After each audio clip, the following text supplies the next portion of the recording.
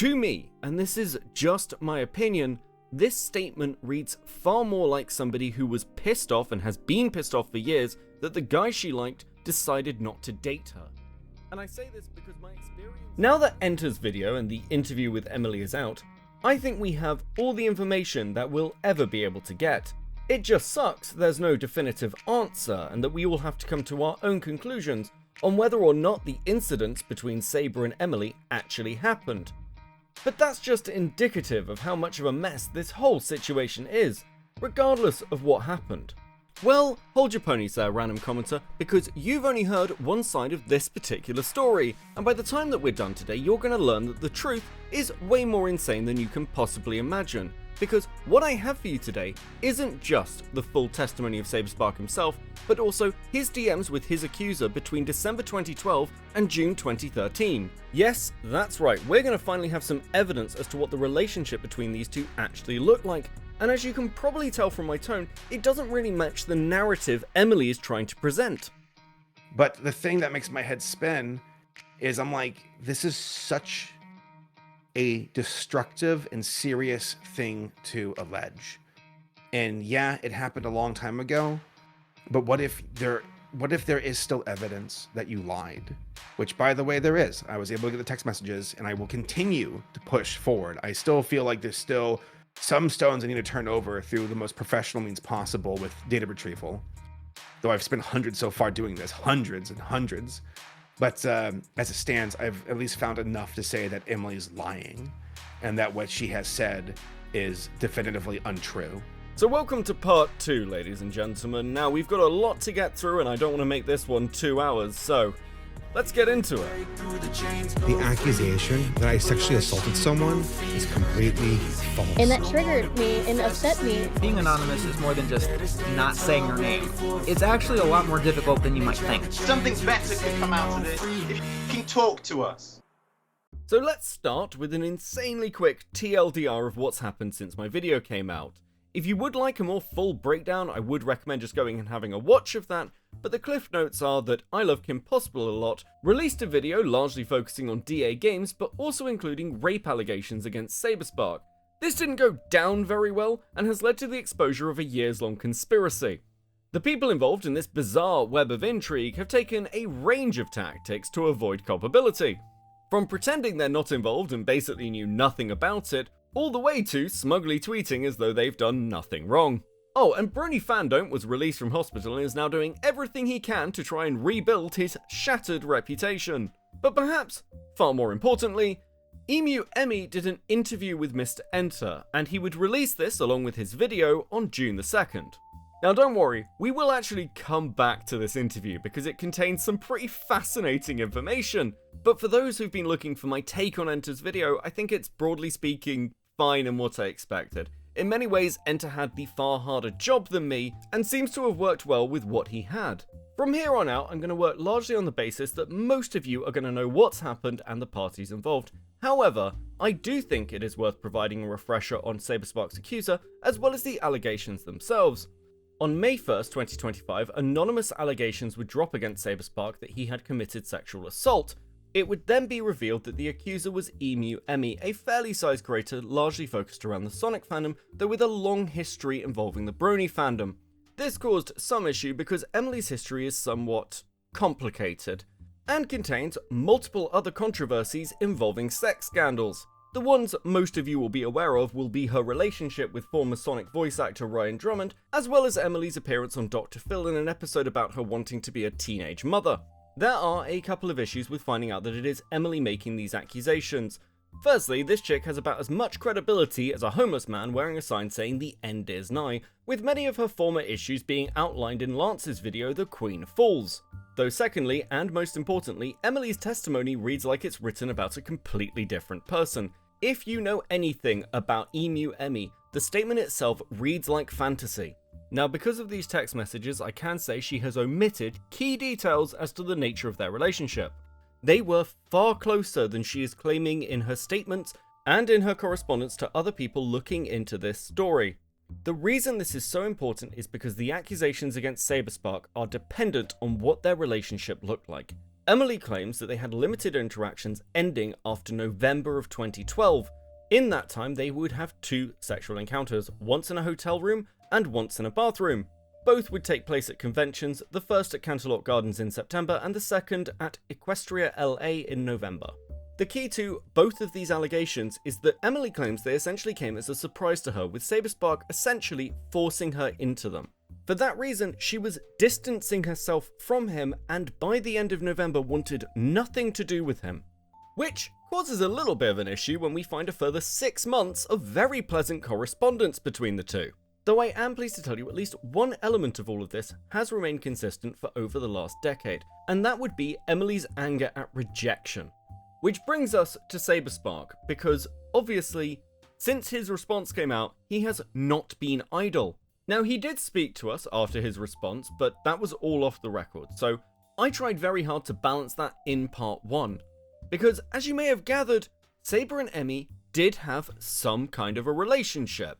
And for a couple of reasons, Saber wasn't prepared to go on the record and talk about it at that time. The most pressing is that Saber was sure that there would be evidence that would support his innocence in the face of these allegations. So use that time to turn his house upside down, looking for old hard drives, old phones, anything that may still hold those records. While there have been undoubtedly dead ends, Saber's actually consistently documented the work he's done to prove his innocence. And timing being everything, Saber would actually only get a hold of these text messages the day Enter's video goes live. The problem with accusations like these, that are once again over a decade old, is that any response you give outside of some actual bloody evidence will be used against you to paint you as guilty. And Saber seems to have correctly assessed this fact, because its options were insanely limited. Even saying nothing beyond a flat denial has been used against him, and that's understandable. People don't really care what Saber's side is, people care that they hate Saber and want an excuse to take a shot at him. I get this, there's content creators I don't like and it's fun to see them fall face first into the dirt.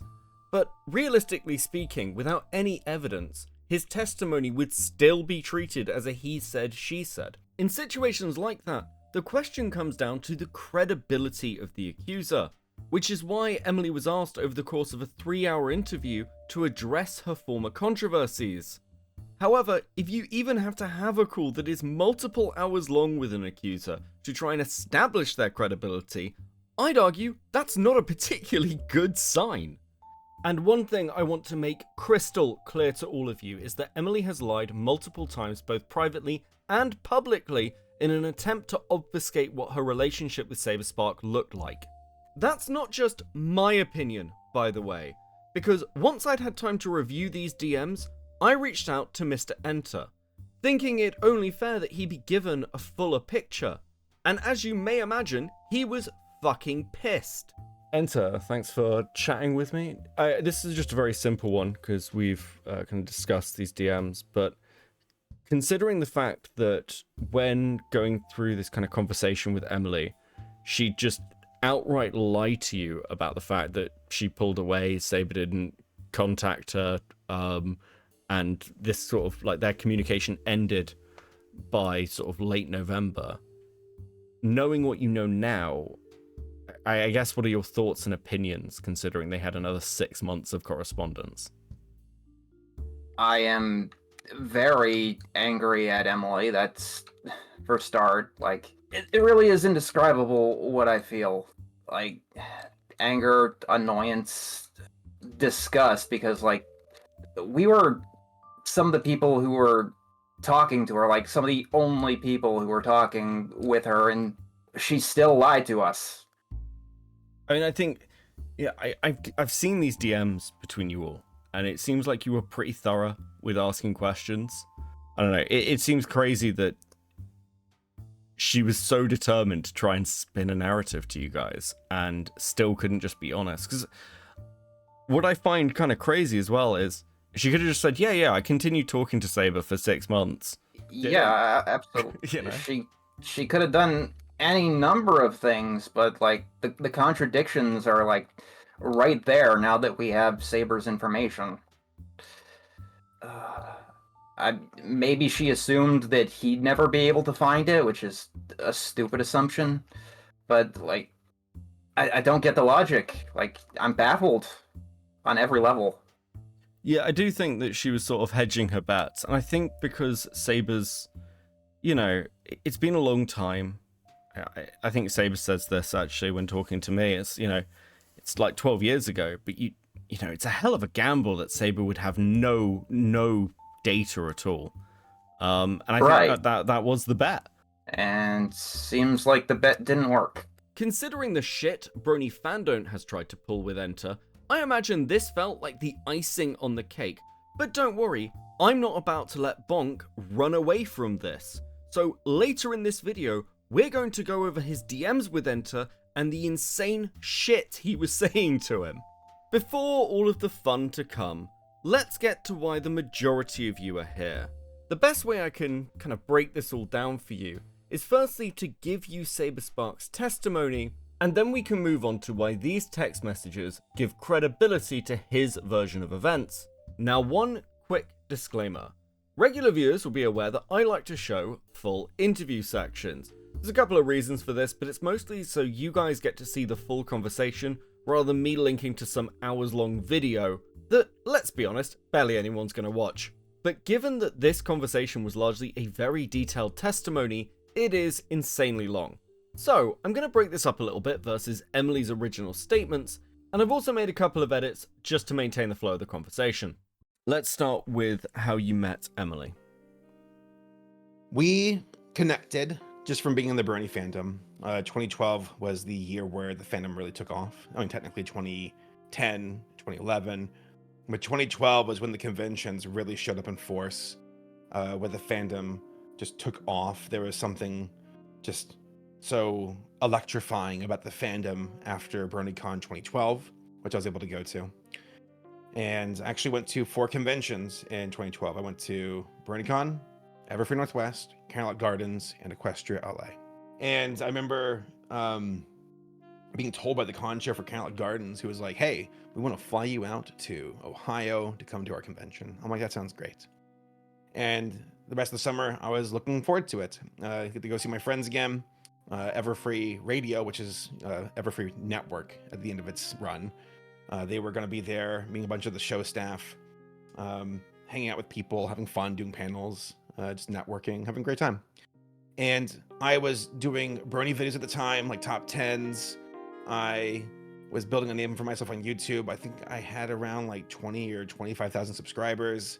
And above all else, I was hosting a podcast with my friend Paleo Steno, and it was called Brony Breakdown. And we've been doing that since, I think, the beginning of 2012, if I'm correct. Yeah, pretty sure. Actually, it might have even been late 2011. So, in the process of having the show, we got picked up by Everfree Radio for them to work alongside us and host it as well. And I'm pretty damn sure that's how we connected, me and Emily, because she would watch the show. And at that time, like, bronies were so excited to be like, you're a brony? I'm a brony. We should all talk on Skype. And that's how we connected. We talked on Skype. And a lot of it was us just initially nerding out over brony stuff. She liked my podcast, like my videos, talked about just the show itself. Episodes are coming out. We would nerd out over that. I think season 2 was already going on during that time, and season 2 was really good. So I was just nerding out, talking about things we enjoyed with the fandom, and how she wanted to do her own podcast with her friend Sandra, which they would eventually launch in August of 2012, called Pegasisters Live, which we all would laugh, being like, oh, we're the boy version with Brony Breakdown, and you're the girl version with Pegasisters Live. Eventually, you'd been... How long would you say you were talking, roughly, before you actually met up with Emily? I'd say 2 to 3 months, because I remember us chatting, I'd say the start of summertime, and then Carolot Gardens would be in late September. So it was a good 2 to 3 months. What was the lead up to Canterlot Gardens then? What was that like between you two? Again, just us being friendly, talking about the show. Eventually the text would turn flirty. She told me that she was a mom, but she did not have, that she was no longer with the guy that, her daughter's father. And that would eventually become a discussion of her being single. And I was like, oh, I'm single too. And the conversation would then become more flirty, more fun, with that kind of, back and forth. And eventually we both floated the idea of being friends with benefits and looking at Candlelight Gardens as a place where we could potentially hook up. And at the time, I mean, I was I was absolutely inexperienced, had no idea. But again, it was nothing where I was like, I wouldn't say I was in over my head, because we definitely went with just, going with the energy of the conversation. Her just really saying, yeah, let's go to the convention, and definitely was keen on the idea of us being friends with benefits. Okay. Because she says that she was, she positioned you as this sort of creator with this weird power dynamic with her, and she was a massive fan and stuff. Do you think that you held some sort of power or influence over her? I would say no. And I can at least say for myself that I never saw it as such. I always just saw us as friends, and that the rapport was genuine and equal. I mean, of course, I was an older guy, but even then, I was 23. I think I just turned 23. I was 23, because I remember graduating in spring of 2012, and I was a super senior, so I was 23. No, I never picked up any kind of, like, I'd say power discrepancy or anything. It was just, us talking and us having a good rapport and us being friends. What this early relationship between Saberspark and Emily actually looked like is something that all of us largely have to take on testimony. However, two key things weigh heavily in Saberspark's favour in this regard. Firstly, in my original video, I said, there are of course no perfect victims, and none of us should have those expectations, but in a case like this, where there is no evidence for the accusations being made, the credibility of the accuser is basically all I or anyone else has to go on. And even leaving aside Emily's multiple other sex scandals, the more we look into this, the more we find that Emily is being dishonest in this case. If she will happily lie about what her relationship with Saberspark looked like from December 2012 onwards, what makes any of us think she's not lying about what it looked like during the several months when they were seeing each other? And secondly, these text messages prove that far from Emily's statements to Mr. Enter that she was pulling away from Saberspark having realized that he was in some way abusive, the opposite is true. It was Saberspark who pulled away from Emily. This rejection deeply upset her. That's not just an opinion, by the way, because when we look at her 2025 statement accusing Saberspark, this exact grievance which made me suspicious to begin with is her primary highlighted issue to Saberspark throughout their later correspondence. We can see that her feelings about this haven't changed in over a decade, because between the two statements, the language she uses is basically identical, as she lambasts him for messing with her emotions. Adding further weight to this, I reached out to her ex-boyfriend Solrak, and when I brought up the fact that the messages indicated that Emily was mad at Saber for ghosting her, Solrak said to me she takes that so damn personally, like it's the worst thing someone could have done to her back in the day. While none of us were in the room, at this time there is no reason to believe that this was anything other than a consensual and planned hookup at a convention. In fact, Emily's own statements support this position, saying that she developed a crush on him and that he was made aware of it. Regarding the claim that Emily would become flirtatious with Saberspark, we can actually look to the messages in 2013 after Emily broke up with Solrak, where she would return to this behaviour. And once again, I'd like you to keep in mind that this is proof that her testimony is fundamentally unreliable, because she has claimed during the period these messages were sent, she had already pulled away from Saberspark and cut contact with him. One thing I have heard ad nauseum from the Believe All Victims side is that we should not make victims recount and relive embarrassing events when they have suffered abuse.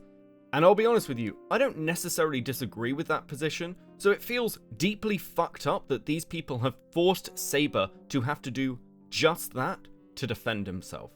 I mean, at the time, was she friends with just you? Did other people know about her?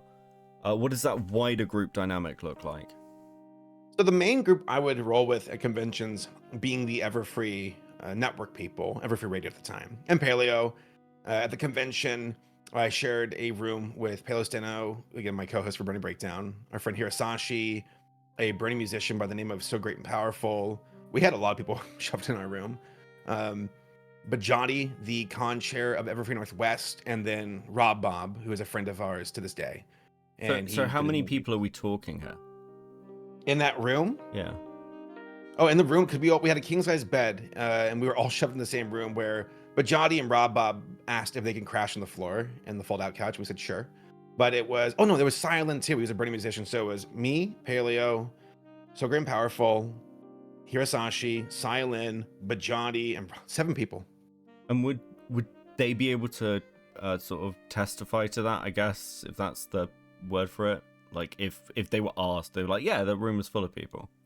Yeah, absolutely. And Paleo's already on record saying that.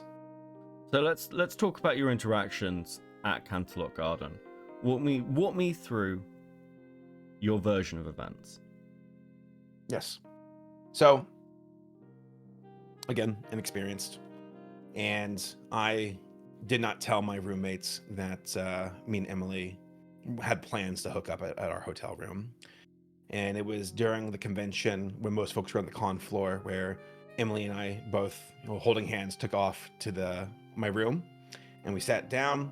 I was, shooting the breeze with her, talking about YouTube videos and projects and her own podcast and everything. And then it went, just mutually, just feeling the vibes of the room, to kissing, and then moved to the bed, and that's where we, had intercourse. Though I was not good at it. I was extremely nervous. There was so many things. And it wasn't that she made me nervous. It wasn't her. It was the idea of someone walking into the room, because I was like, I didn't tell anybody. And they have keys to the rooms, and I just feel like so embarrassed if they walked in and just saw my butt or whatever. But I couldn't really perform. That was the main thing. I was really embarrassed, and we were able to have a little bit of intercourse, but only for I'd say not even for a minute. And ultimately I was like, I can't do this. I can't. And that's why, I was like, let's just call it for now. Let's just, keep hanging out. And I was also extremely busy at the convention, which, I said, let's hang out. And we really never really hung out after that, the rest of the convention. She would text me about wanting to hook up again. I remember her texting me, hey, let's party. I remember I was on a panel after that, and she was in the audience in the front row, like waving at me. And I remember her texting me saying, we should, let's party again later, winky face.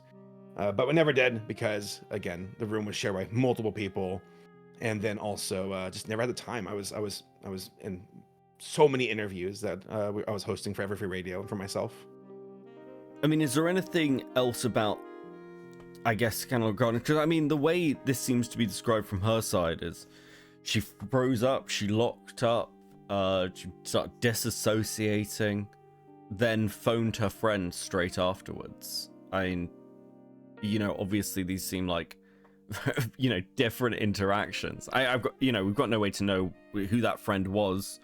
It seems odd to me, obviously, if you've got sort of testimony of there were multiple people in this who had access to this room. This is the moment you pick to rape somebody. I'm just wondering if there's anything else here that's, could come to light, or that was done, said, anything else you can remember?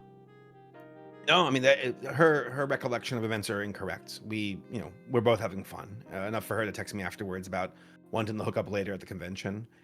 She never froze up. It was just a enthusiastic, mutual hookup.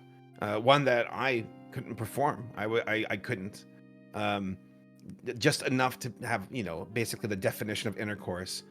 But after that, I was like, I can't. And I went to the bathroom after that, and I was like, cleaning myself off, because I was way too anxious. I was way too nervous of the idea of my friends walking into the room, because that would be just something I didn't want that. And I realized how bad of an idea it was to do this in a room where, I have all my friends sharing it, and also a bed that they share as well.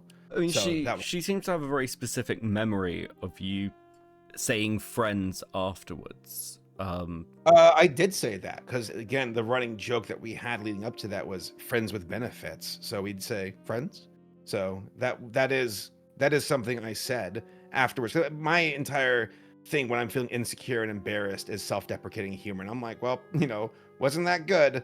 Oof. But friends, and she laughed and said friends too. So that was our running gag, our running joke. But one awkward sexual encounter wouldn't explain why Saber began to pull away from Emily.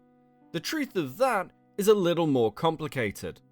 For those of you who've been paying attention to Emily's history and patterns of behaviour, I don't think this part's going to come as much of a surprise to any of you. So after that, we kept texting, Skyping, and she told me prior to the convention that she had an IUD. So I remember asking her about condoms, and she said, don't worry about that. I have an IUD. And that she got it after she had her kid. And I took her word for it. And so we had unprotected sex. And after the convention, I was super anxious because at the time I was living with my mom. I was a lifeguard with no savings, and I just finished college. So I had no prospects and no way to really pursue anything serious because I needed to work on myself. So the anxiety started to get me when she told me she wasn't getting her period. And I was like, oh my God, is she pregnant? Which is, I'm like, how? With an IUD and also me not finishing, but also me Googling, that didn't help with the idea of like, well, technically, there's other ways from just, you don't have to climax in order to procreate. And that ate me up. It ate me up for a month. And I remember texting her being like, can you please get a pregnancy test? I will pay for it, please. And she would say no, she was just too scared. And she would rather wait until Equestria LA a month later to meet up with me, and we can talk about it then. So it was a month of just pure anxiety. I remember being in my bed one night where I started crying, and I was like, God, please let this not be the case. I'm not ready to be a father. I was ready to accept, anything that would happen. But at the same time, I was just it was gut wrenching just waiting for that news, because I knew I could barely take care of myself, let alone, potentially having a kid. And just that waiting for the other shoe to drop just gave me, just gut rot. So that was the main thing. There were still friendly interactions in the meanwhile. We still had a rapport. We still were cordial and everything. But the main thing was just the anxiety of waiting, because for some reason she didn't want to take a pregnancy test, even though I asked her. But again, it's her decision. I can't force that. So I'm like, okay, we'll just wait till Equestria LA, because she said she wanted to do it in person. How long a time was that between Canterlot and Equestria LA? Canterlot Gardens ended, it was September 30th is when it wrapped up. And then Equestria LA was in early November, I think it was November 2nd to the 4th. And now we're starting to see a better picture of why that second hookup didn't look like the first one. They were already experiencing issues with their casual relationship. This potential pregnancy deeply troubled Saberspark, and from his perspective, that's not really a surprise. He knew Emily's history, he knew she already had a kid, and let's be honest, at the time, this guy's biggest achievement in life was making videos about cartoon ponies. This isn't somebody anywhere near ready to be a father. It is interesting, isn't it, that this was completely omitted from Emily's original statements. I imagine because this fact makes it quite clear that their relationship was somewhat closer and more familiar than Emily paints in her accusation. However, I was surprised to find one reference to this from Emily. While being questioned by Mr. Enter, she does bring up this potential pregnancy, saying, I remember texting him worried about getting pregnant because my period came late, and him telling me that he would handle it if so. But my period came and stuff, that was pretty much it. Enter would respond, the details do help paint a picture. And he's not wrong. It's just unfortunate for Emily that the details of this story make it clear that she is lying about stuff. And every time she gets caught obfuscating the truth or manipulating the narrative, it further chips away at what little credibility this woman has. That then brings us to EQLA. Were you in a big room share again? Like, how many other people are sort of with you? This time around, I was sharing a room. I'm pretty damn sure it was with Paleo and Dusty Cat and Screwball. There was a, I'm pretty sure it's either 2012 or 2013, but it was a room where we had I still had 3 roommates because that was always like the standard for the longest time. We were at the Alpine Inn near Anaheim, near Disney, so that was a lot of fun, and that was my room situation. While Emily was some other hotel in that area. There's a big block of hotels. Okay. So I'm assuming you'd planned to meet up then. Yes. So, but you planned to meet up for a pregnancy test. So what happened with this other apparent interaction where you took her into a bathroom? And I think she's mentioned something about a basement. Yeah, she claimed that. So we met up at a hotel on, I'm pretty sure it was Thursday or Friday. It was a 2-day con. I think it was a Friday, Saturday convention. So it was either Thursday. It was the day before the convention. And we met up. There was like this not basement, but this lower level at this nice Hilton hotel. I'm pretty sure it was a Hilton. It was a nice hotel in the area. And I remember meeting up with her and we hugged. And again, just niceties. You know, I definitely felt this anxiety just waiting. I want to know the answer is the main thing. And at that point, I wasn't angry at Emily. You know, I'm not angry at her. I was confused that she wouldn't do a pregnancy test, but I'm like, let's just, you know, now we're here together. And we're asking her. We start walking around the hotel, by the way, just catching up. And we went down to like this gym floor, and we sat down on this bench, and she was leaning her head against me. And I remember being like, you know, can we do the pregnancy test? Because my anxiety was in the better of me, where I'm like, you know, I would. This is nice hanging out with a pretty girl, but like I still want to find out. And she was like, no. I'm not ready for that. Like, can't we just, you know, hang out? You know, can't we just, you know, hang out and have fun? And I'm like, okay, I guess it can wait till the end of the convention.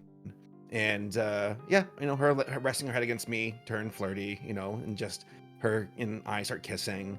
And then she grabs my hand and we stand up and we both mutually, you know, walk to the bathroom, and it was empty. The entire floor was completely, you know, empty.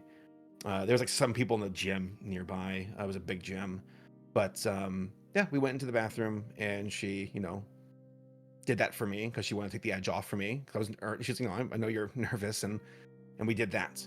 And again, it felt like, whew, you know, we're in a bathroom. If someone walks in, like before, what if someone walks in, and my anxiety is getting the better of me, in tandem with knowing that there's also the anxiety of waiting for this pregnancy test.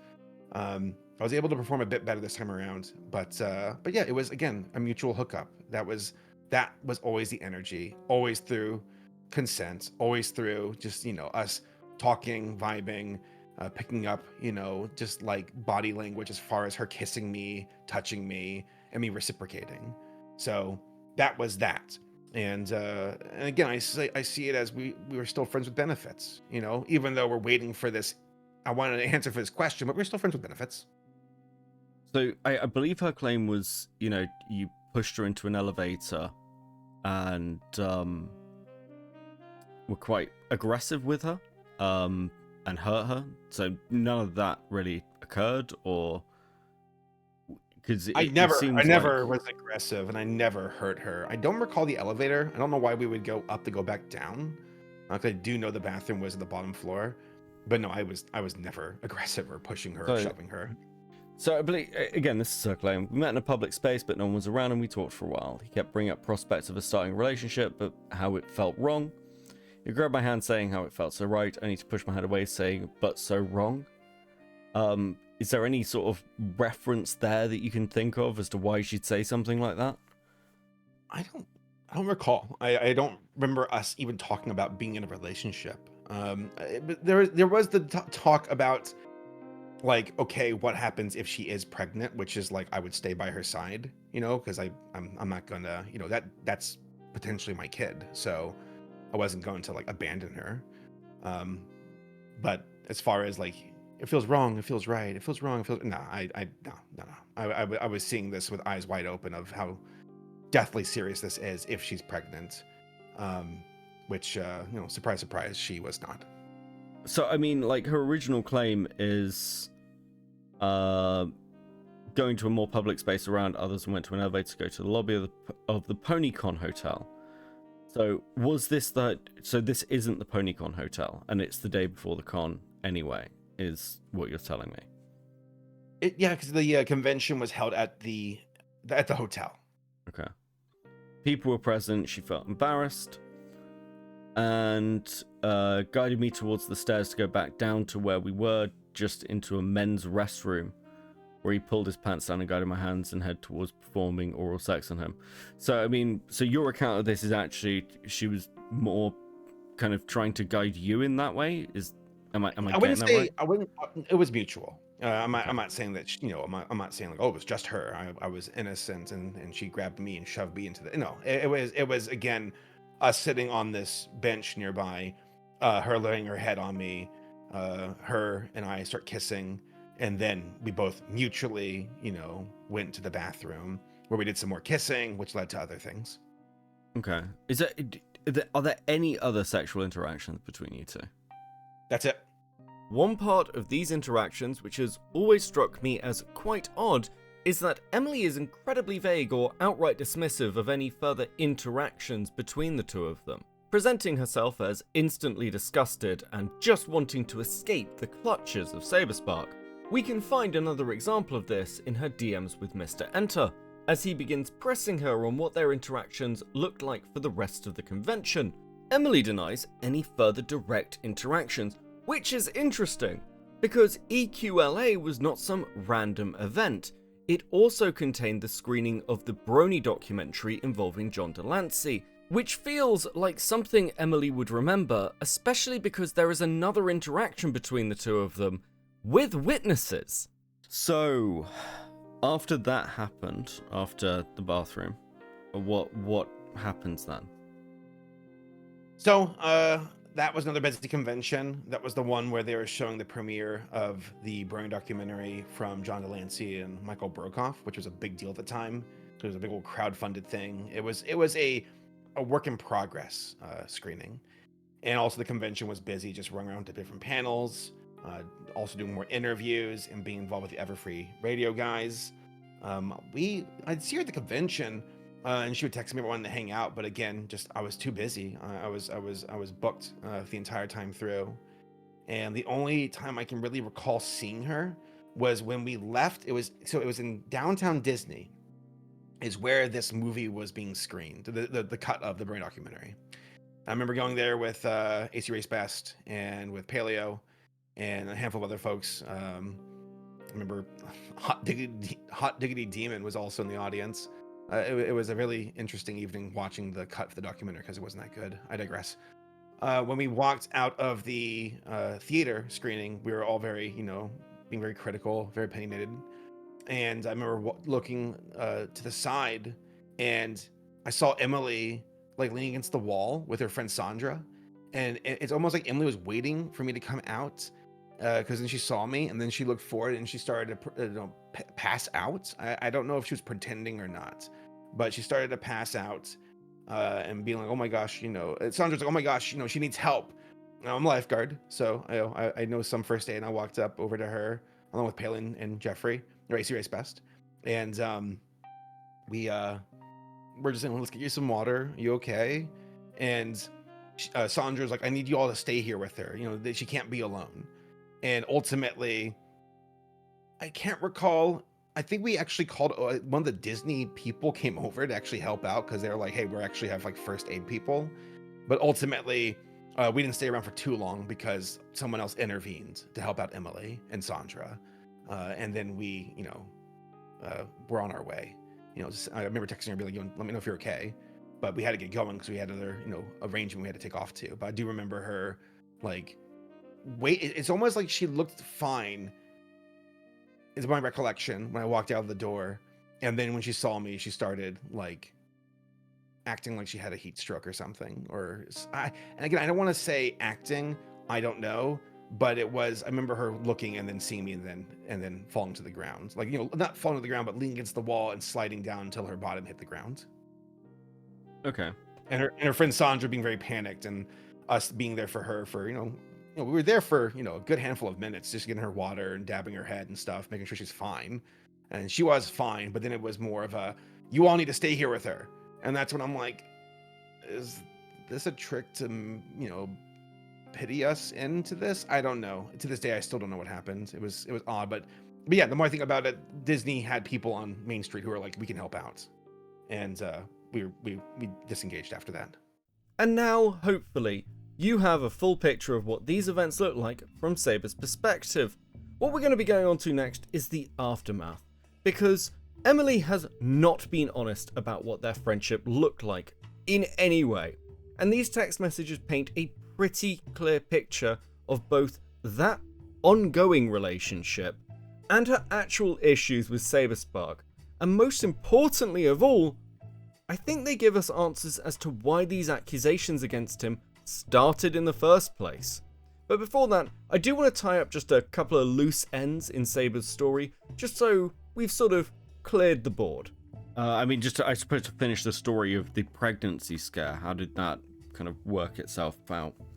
Into the convention on a Sunday, I remember going over to her hotel, being like, we have to get this test. Like, I need to know the answer before I head home, so I can know what's going on.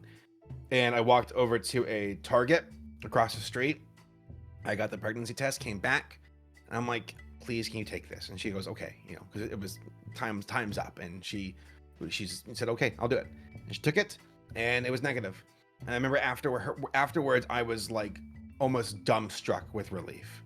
And at that point, I started to form this opinion in my head where I'm like, did she just baby scare me to keep me in her life?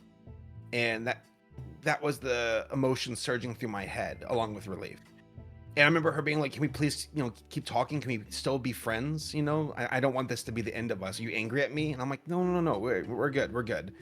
To which ultimately I was like so scared afterwards that I started to pull away from her for the next few months. And until I unfollowed her on Twitter at the end of the year, and that created another spiral of her getting angry at me. So if this was, you say you pulled away from her for the next few months, but because I've seen your DMs with her. Yep. So if you pulled away from her, it wouldn't be for months, Saber. It would Not be, months. I would say. I'd say November. No, I'm sorry. You're right. I'm getting my the increments wrong. But I would say for the rest of November, and we'd still text, but I was a lot more reclusive for replying. A lot, not nearly as enthusiastically communicative. I would say I was pulling back a bit, and also it was Christmas time too. We were getting close into the year, and also me working on my documentary with Paleo, and I was focusing on that. So just didn't really have much time. I didn't talk to her as much, but we still talked. We still talked to each other, just not as much. Now, before we get started, I'd like to remind you all that Emily has claimed that she was uncomfortable with this relationship right from the start, that she phoned a friend to tell them that Saberspark had in some way sexually assaulted her. So it seems pretty weird that during the time period where she says that she was pulling away and wanted nothing to do with him, that she'd get so upset with him for unfollowing her on Twitter. And I know this sounds minor, but I promise you, this is a theme. Because yes, that's how these interactions begin. On December the 18th, Emily would message Saber, "Why did you unfollow me? Steven, I want you to be honest with me. It's making my heart ache thinking you are mad at me to the point where you unfollow me." Saber would explain that he'd unfollowed her because she tweeted a lot and he found this to be pretty annoying. But while Saber has told me this is actually pretty much the truth, Saber's testimony actually just gives us way more context of the fact that he'd essentially ghosted her. And it seems that unfollowing her on Twitter may have been the straw that broke the camel's back. And Saber would relent and refollow her. Though, to be completely fair to Emily, I'd be pretty fucking annoyed too, because this only lasted a couple of hours before he once again unfollowed her, with her saying, "I've only tweeted like 2 times within the past few hours, what is going on?" And here we find Saber being honest. "Because I want to avoid drama.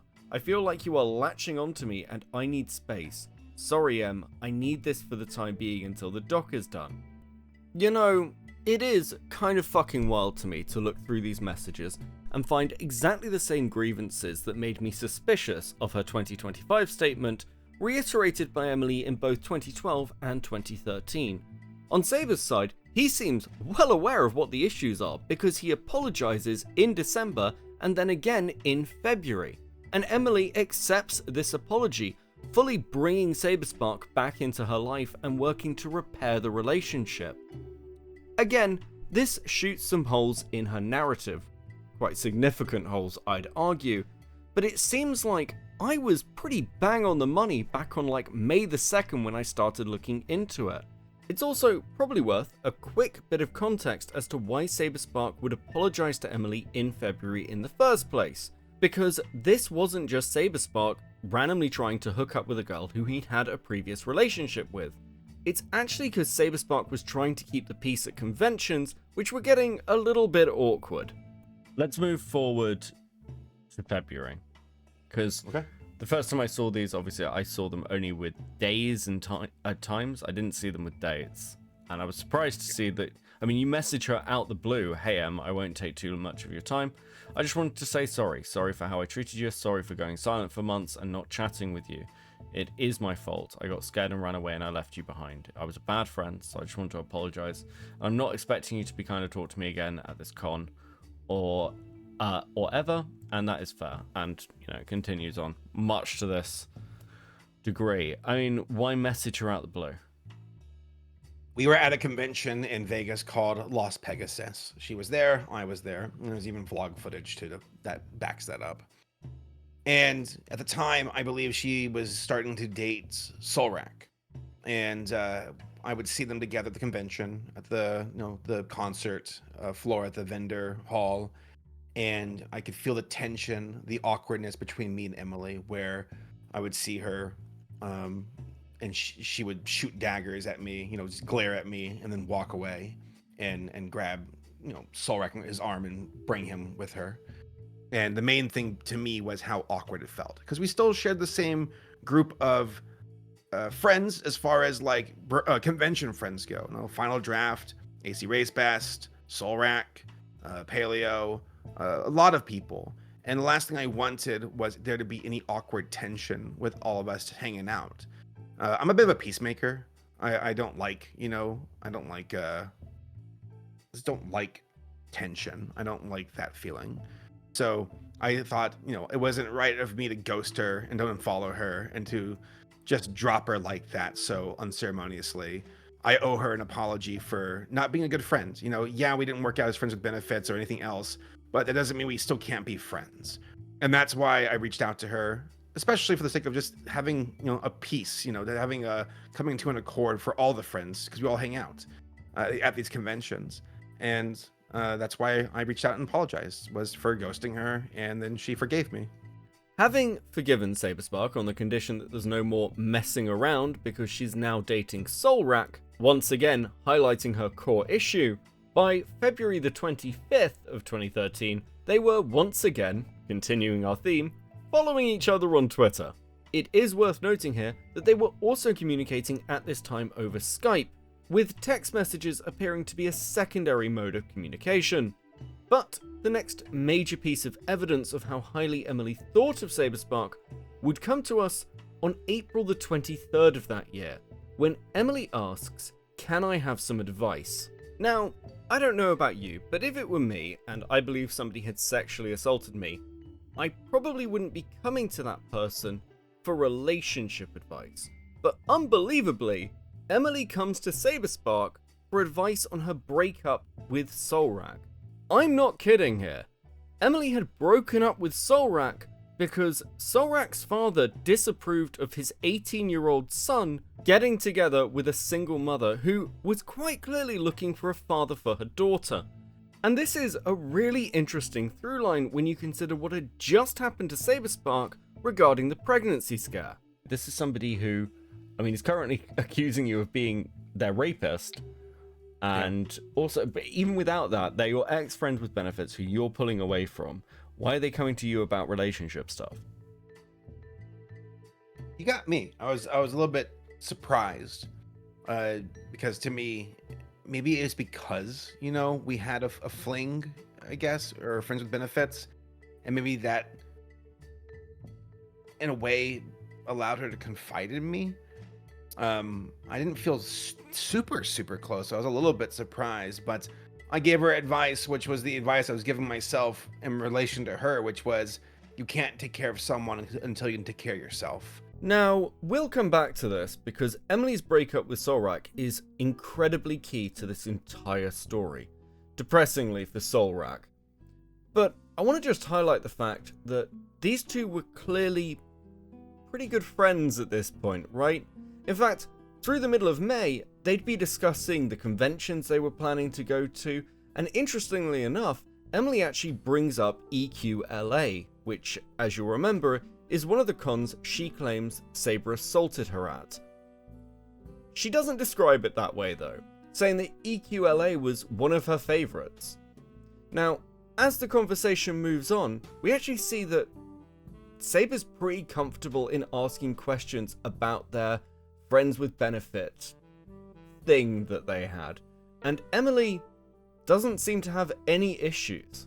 It appears that the mention of EQLA prompted Saberspark to ask some questions about their former engagements, and he starts by asking Emily whether she ever told anybody about the hookups.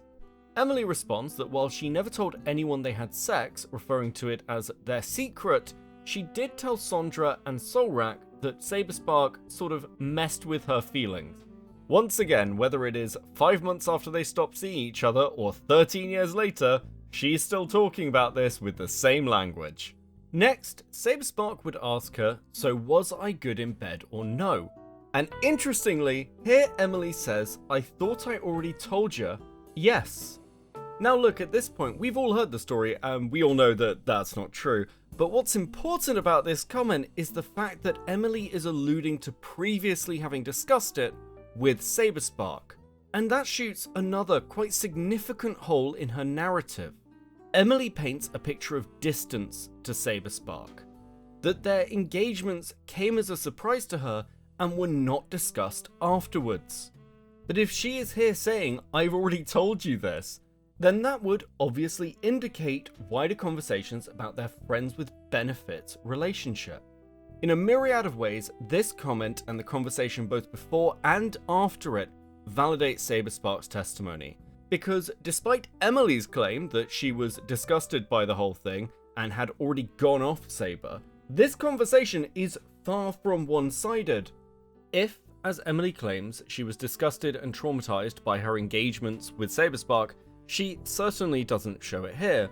The next part of the conversation involves Saber asking about a guy named Eddie and whether they're an item, and after she says no, Saber also compliments one of her cosplays. But what happens next is perhaps the most interesting part. Now look, I'm happy to accept the argument that maybe this was a deeply traumatizing conversation to Emily, and she was just unable to verbalize it to her quote-unquote abuser at the time. But what happens next is much harder to defend, because Emily messages Saberspark at 10 o'clock at night asking him to entertain her. This is the same day, by the way, so she can't have been made that uncomfortable by that conversation. What follows is a fairly flirtatious little chat while they play a game about guessing numbers.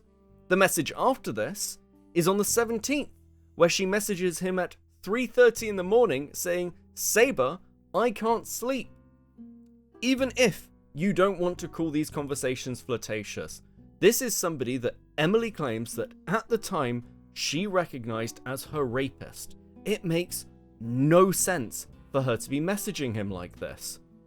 And these messages don't even have responses. In fact, the last text message would be on June the 1st when Emily asks, what did I do this time? Because, and I told you it would be a theme, Saberspark unfollows her on Twitter.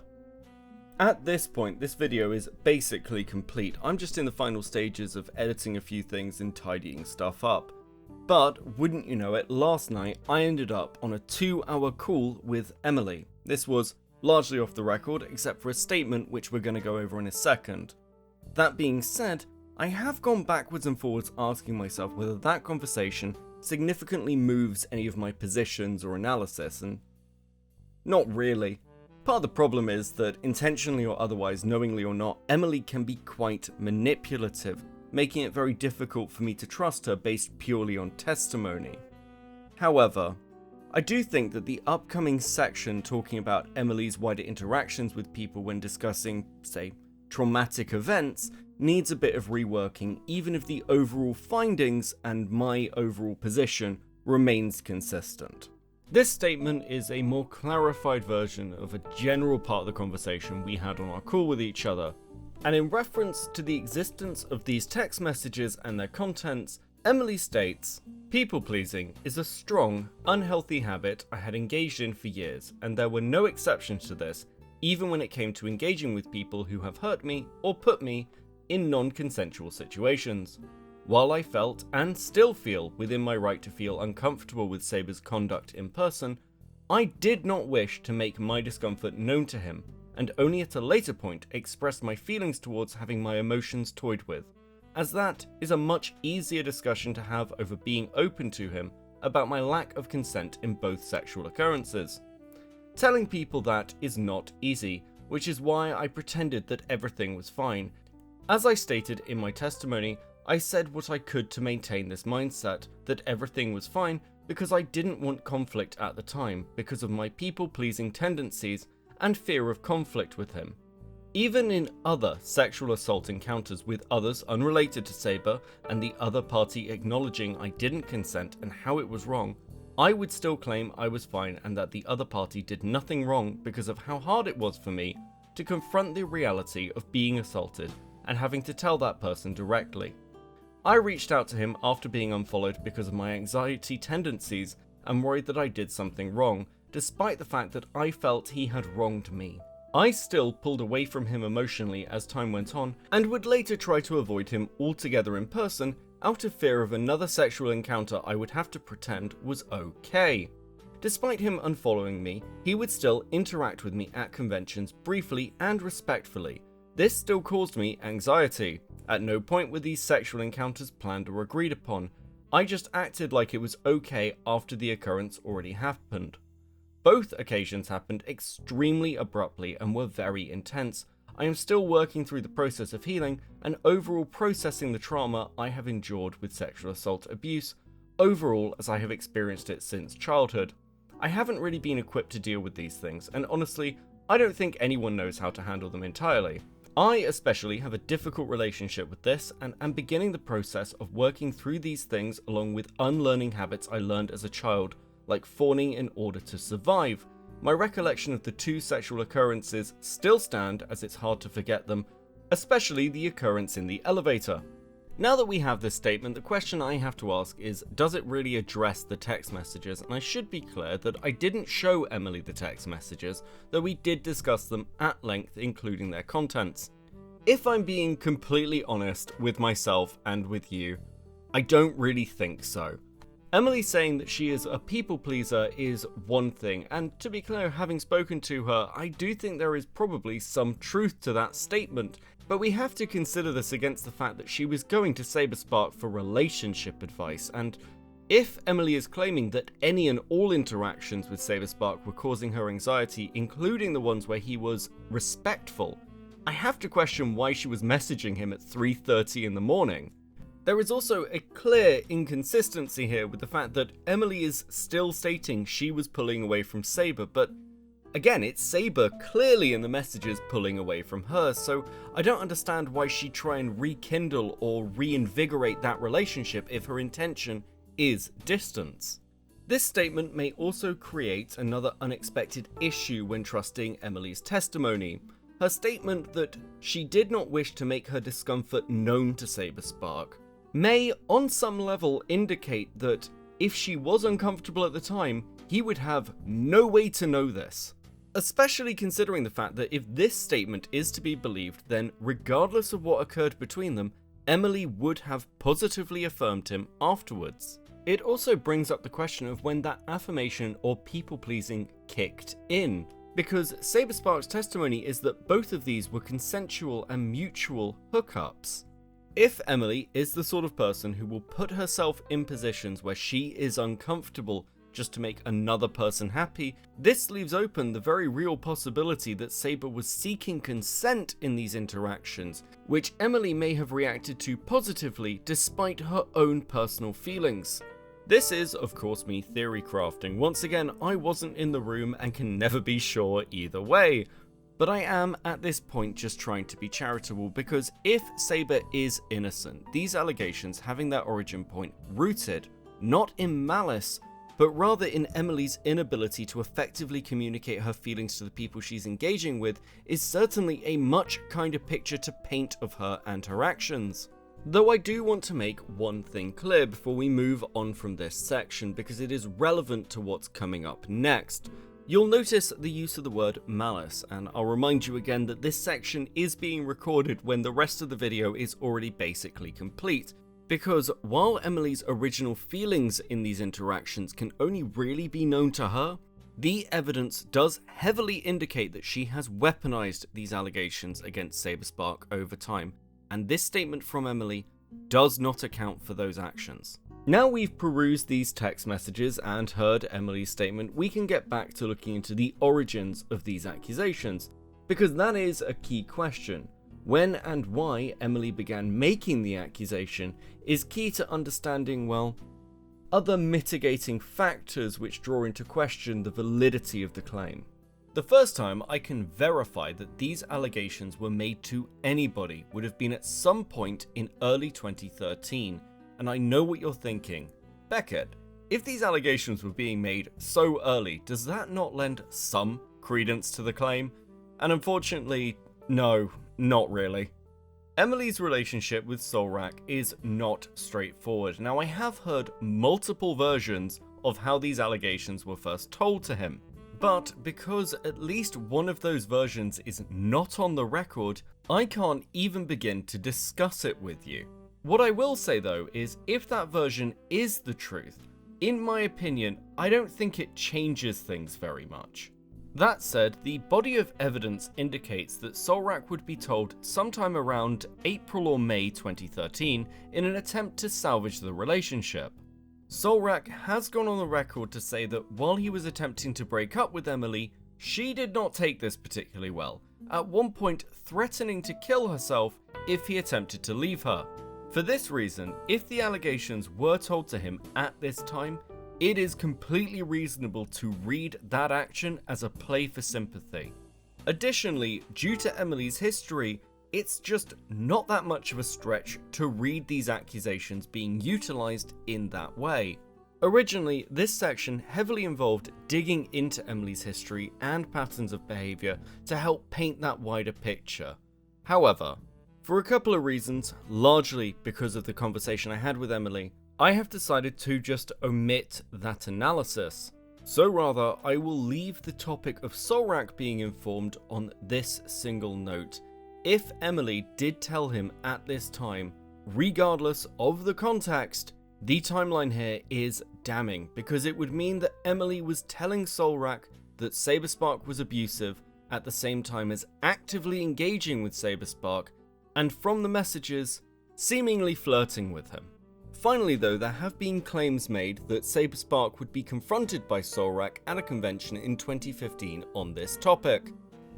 Was there anything that they particularly, without revealing too much, was there anything that they said when they told you this story that made you be like, oh yeah, no, this person's telling the truth, or? There's a lot of things that make me feel like they're telling the truth. I think we discussed this before, but I had even heard, I forgot, but I had heard whispers of a conflict between Saber and their partner over time, at the time, over this. So, but I didn't remember the context. I didn't know who they were at all. So I've never met them in person to my recollection. Mm-hmm.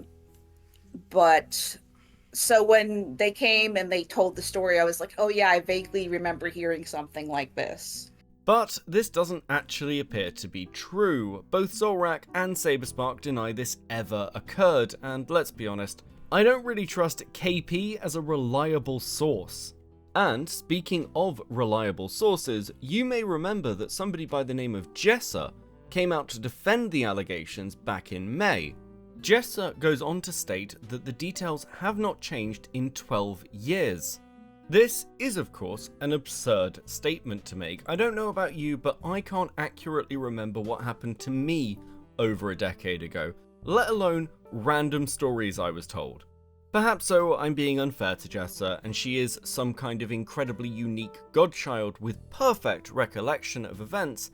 Even if that is the case, then it presents another problem. Because if the testimony has not changed at all in 12 years, if this is completely consistent, it would mean that Emily at the time was telling people she had cut contact with Saberspark and pulled away from him, which would be a lie she would be knowingly telling people. It seems far more likely though that this story has morphed, and claims that it's remained consistent are frankly very difficult to believe. Fortunately, I can show to you that Jessa isn't just lying that she was informed about this accusation.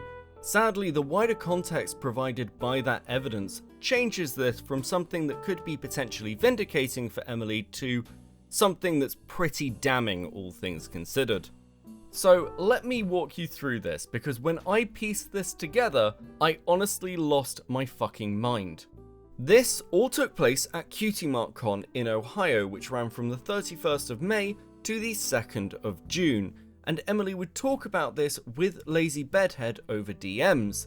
She says, around 2 AM I told them what happened, which is, I'll be clear, a crazy specific time to remember Emily. But I completely believe her. In fact, I can evidence it to you.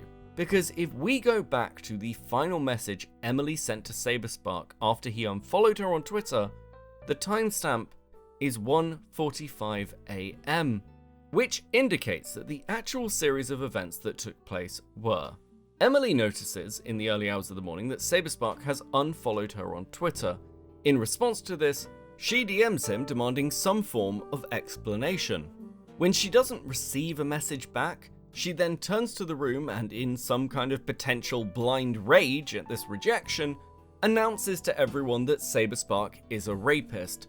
And this is why Jessa's testimony of being told isn't really a defense, because the reason Emily told Jessa and the other people in that room is because she was angry at Saberspark for distancing himself from her, not in an honest moment of vulnerability.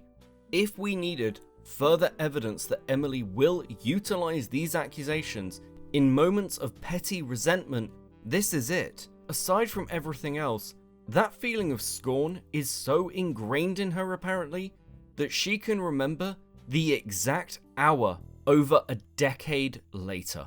The current iteration of these accusations are no exception to this pattern of weaponization by Emily every time she's slightly annoyed at Saberspark. And I know this is true because Emily tells us this. In her interview with Mr. Enter, her reasons for coming forward are not to get some kind of justice, they're because she is annoyed at Saberspark because of the Black Griffin drama. I know, we're all super shocked that it links back to that. I can hear you in the comment section already. What was the decision to finally just like come out publicly about it? Like just tell the mass internet and put it as a public information kind of thing? During like the last, I don't know, couple of, I'm trying to think of how long it's been, maybe the last like 4 months or so, you know, the conversation has come up because of all of the stuff in relation to Black Griffin, because people will bring up that Saber has defended this and has, you know, I've seen all these comments that he's making about it. It's all on the level, you know, it's all cool, you know, because Claire doesn't understand that she has been groomed. It's fine, you know, it's all on the level, we're all good. And I'll be honest, that triggered me and made me realize, you know, I wonder if that's just how my situation has been interpreted, because I didn't speak out, because I didn't sit there and say, no, get off of me, because I didn't, you know, have something to say about it. Is that just how I'm being interpreted? And that triggered me and upset me a lot. And so, you know, I was talking with my friend Amy about it because of all of the, you know, conversation with Saber being brought up recently, and I just couldn't deal with it, and I just started kind of spilling on how I felt about it. And it was Amy who then said, have you ever thought about speaking up? Well. Fancy seeing you here, Amy New. Now look, there's a full section on Amy in the first video, but she has maintained her innocence in all of this. Just a concerned friend. And that's bollocks.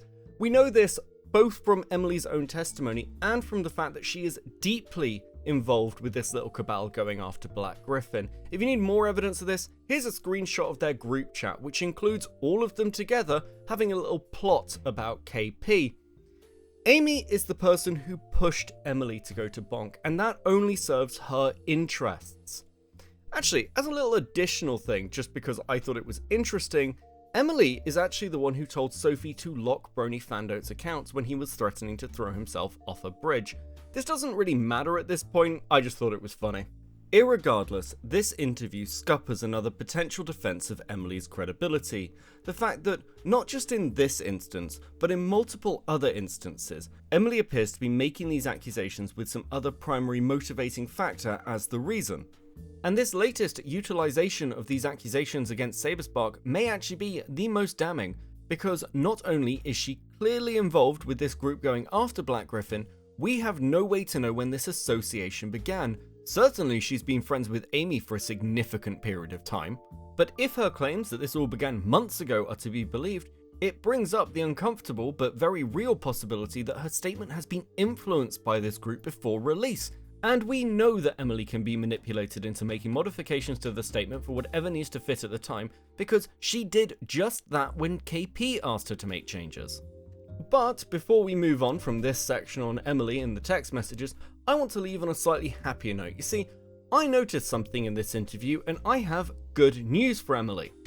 What do you want to happen, like, with Saberspark? Like, what was your end goal in sharing this? Were you just, like, are you, like, on the whole, like, let's burn everything Saberspark made? Or, like, what's your, like, kind of end goal in this?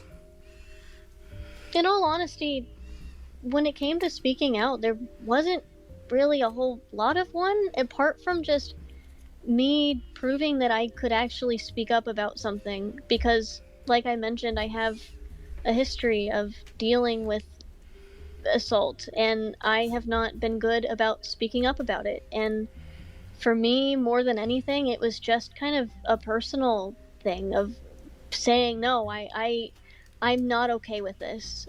This has nothing to do with, honestly, it's not anything to do with trying to hurt him, and obviously I acknowledge it does. You know, I don't really want to hurt anybody, but at the same time, honestly, when it came to, like, the story coming out, deep down, I just kind of had hoped, I mentioned I don't want him to reach out, but if he had emailed me and just gave me an apology of, like, I'm sorry, I didn't realize that I had made you uncomfortable, that would have been a very healing thing to receive, Yeah.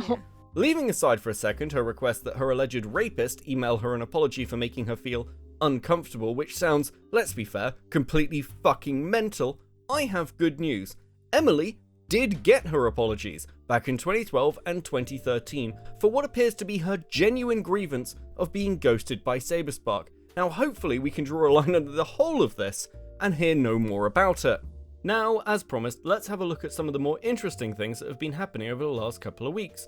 As we were already talking about Amy New, let's start with her. This is going to be very brief, however, because Amy isn't that interesting, but I do think it is worth noting that her husband seems to be facing allegations of his own, as she takes to Twitter to valiantly defend his honour. Now, obviously, these are completely unsubstantiated, I just think it's funny to watch how the turntables. That being said, I am interested to see how her believe all victims stance would hold up if more serious accusations do end up dropping. Next in the lineup is, of course, Sophie Scruggs, and for those of you looking for a little bit of comeuppance, that does seem like a possibility in the near future, because it seems that Sophie has pissed off quite a lot of people, and while she's managed to distance herself somewhat successfully, it is worth noting that Sophie has one thing she cares about, which would be her continued involvement in conventions. While her participation isn't under any sort of direct threat, I did sit down with the con chair for Everfree Northwest, and all this chaos has gone far from unnoticed. So, as time has moved on. Obviously, the fandom has grown, shifted, moved on. Currently, there's quite a bit of drama, and one of the people involved in that is Sophie Scruggs. Now, what is your relationship to Sophie? Sophie, as far as my relationship directly with her, is not necessarily like, buddy, friend. It's more of a business relationship. She is a perennial vendor at our events. Someone who I associate with on a kind of a parallel axis where we attend multiple conventions at the same time, same places. She has, in more recent times, been involved with productions of professional media revolving around My Little Pony fandom, especially IDW and their comic covers and whatnot, and has recently been invited as a VIP guest of Everfree in that capacity last year as our 2024 event VIP list. But just more in generally, just as a perennial vendor and producer of content in the space, someone who, I follow on social media as part of my duties of being informed of the goings on in the community. I like to keep tabs on everything being out there so that I can, keep an informed view and know what's going on and know how to react to certain situations. And, she's part of that as a major player in the social media spaces. She has a very strong voice in the community. So with what's currently occurring, and my understanding is that Saberspark has been potentially disinvited from Everfree, is that correct? I wouldn't go so far as to say disinvited, more of, reevaluated, and currently ongoing still. We're still in internal talks and discussions about the continuity of different events going on in the fandom, the reactions that fans are having to this particular drama event. I know the relationship that Saber and his group of pals, including AC Race Best and other folks in the Bronies React group and other ancillary groups to that, have had in the past, has gone back since the very first Everfree back in 2012. It's been an ongoing relationship where practically every year they are invited as community guests. They provide a large portion of our programming of events at the show, multiple events per day, comprising many hours of community involvement at each year's show. So it goes back a long ways, and given recent drama and focus and attention on certain matters of great importance and great gravity, let's say, this is a very serious accusation, a very serious issue to be involving ourselves in. As a business, we have to evaluate how the fans are responding, reacting, involving themselves with these kind of things, so that we can help insulate both our fans at our show and our business and our view as far as how the fans view us as an entity. We pride ourselves at Everfree Northwest as being a family-friendly convention. And unlike many of the other Brony and Pony conventions out there, we try to keep a PG rating on all of our content, everything at the show. Keep it so that it's completely family-friendly. Any event can be attended by any age and shouldn't have any problems. And that's been a long-standing rule of ours since I became involved in management around the 2016, 2017 show times. Considering the fact that Sophie is involved in this sort of wider drama involving Black Griffin, their involvement with Brony Fandom, and their involvement with leveling unsubstantiated rape allegations against Saberspark, does that reevaluation extend to her as well? In a way, it does muddy the waters, let's say, of our involvement, but in the sense that she is at current only being evaluated this year as a vendor, and we have many vendors of many different persuasions and beliefs and interests and whatnot. That doesn't necessarily reflect directly on our convention as having her as a longstanding vendor participant, so much as it does with Saber being an actual community guest invited to the convention by the convention and being a representative of our values and our different options for presenting to our fans and participants in the event. So there's a little bit of a differentiation. If we were evaluating Sophie again on the level of like VIP involvement and that kind of thing, it would probably be a much different story. At the very least, I imagine there are going to be a few uncomfortable interactions for Sophie in the not too distant future.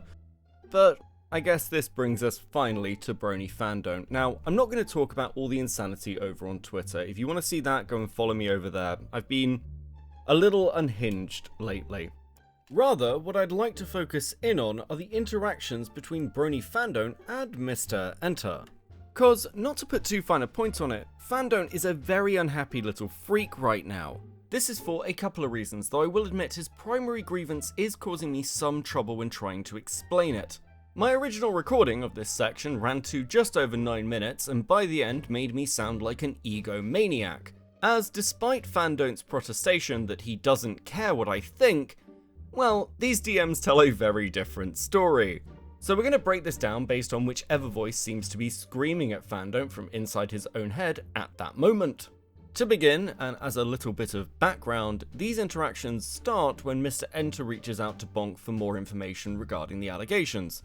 Most of this we're going to skip over, but there is one particular interaction that caught my eye, as Fandom demands to be added to a call that for some reason he thinks is occurring. When he doesn't get a response, he actually reaches out to Emily. Such is his desperate need for control. The reason I bring this up is because it allows me to talk about one element of Fandom's personality which I don't think's really been touched upon: his insane inferiority complex. You'll notice Fandom's OC is a hyena with a glowing eye, but this isn't just an aesthetic choice. Somebody handed me the character sheet for Bonk's character, and it turns out Bonk has something of a rape fetish. Yes, unfortunately, the rabbit hole gets even darker, and that is a terrible choice of words considering what I'm about to tell you. Fandom's OC has the special ability to bend others to her will, a power she seems to use almost exclusively to cuck the fox from Zootopia so she can have sex with the rabbit character.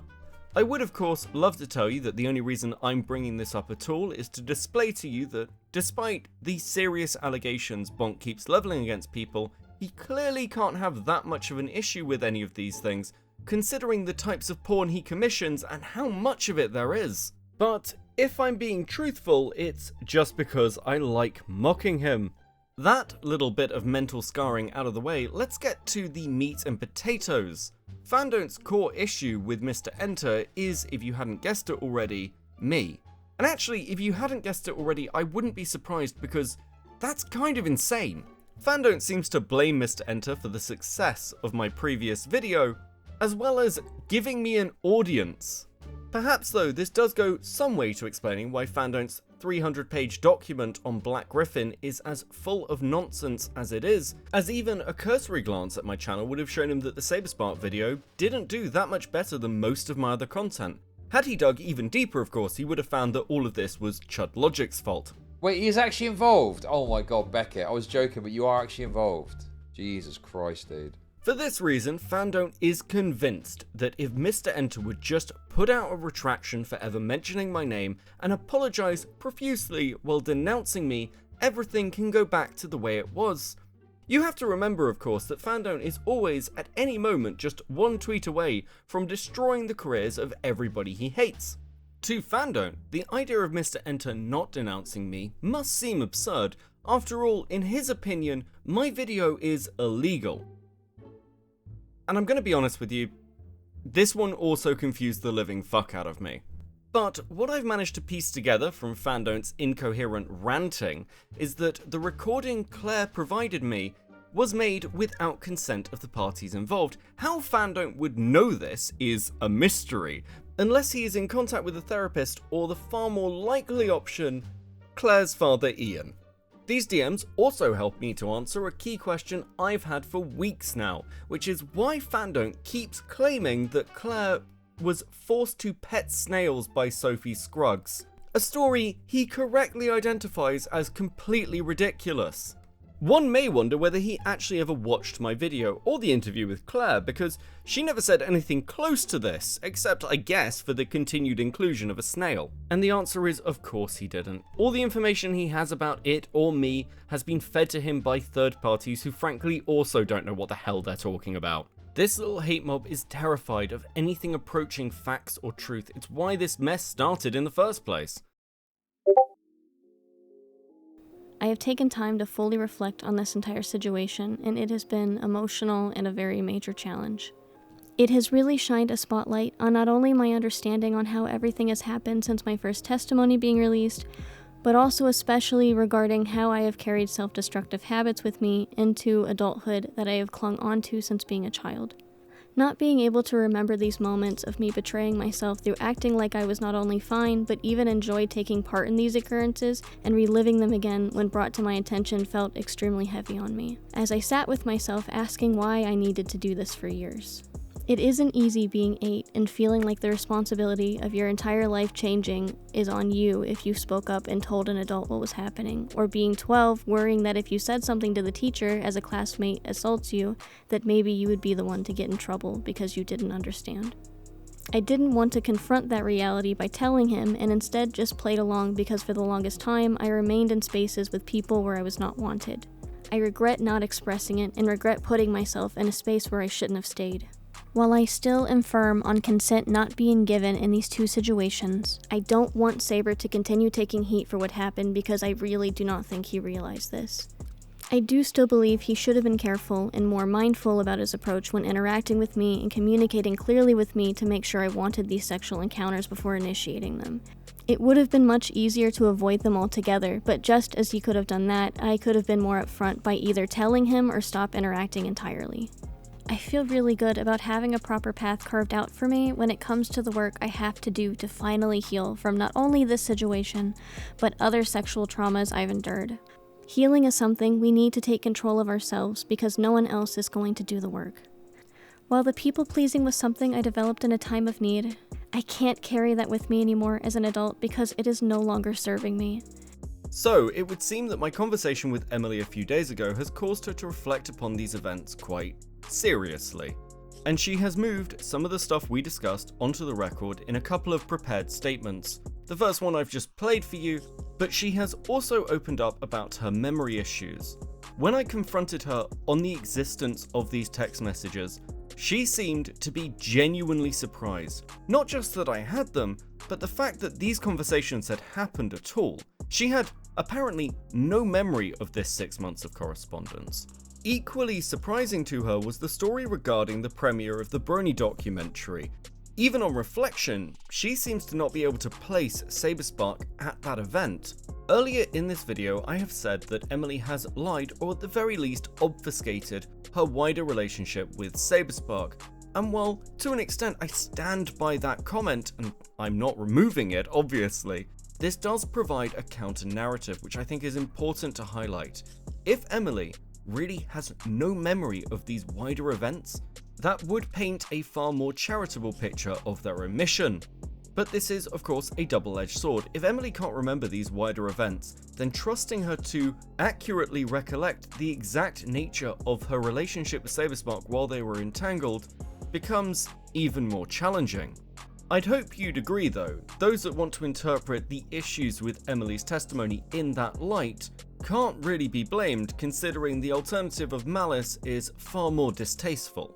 Having listened to her updated statement, I would take this at the very least as a soft retraction, if not of the accusations in their totality, then at least Saberspark's culpability in her opinion.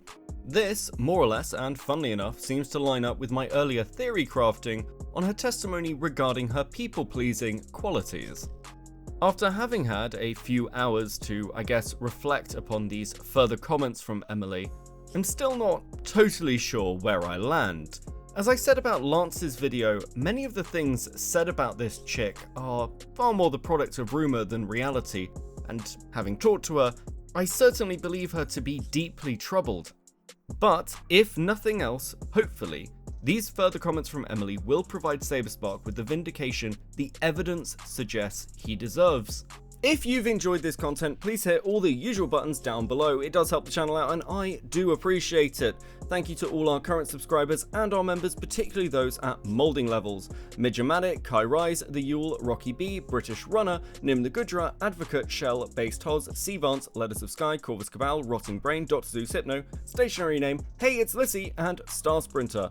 But before I abandon you, there is one other thing we should probably address. If this does tie up the Saberspark side of this story, that doesn't mean we're done, because the wider Black Griffin drama from which this spawned is still somewhat ongoing. I have seen some people claim that my initial coverage was enough to start debunking the document, and while I'll admit a ball has started rolling, I wouldn't describe this as settled by any means. At time of recording, I'm not 100% on whether I will do a full Black Griffin video, but what I will say is this.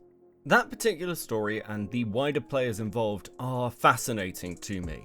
So, if Black Griffin is prepared to go on the record with me, I will very likely cover this in the future. Until then, and as always, more content to come. Peace.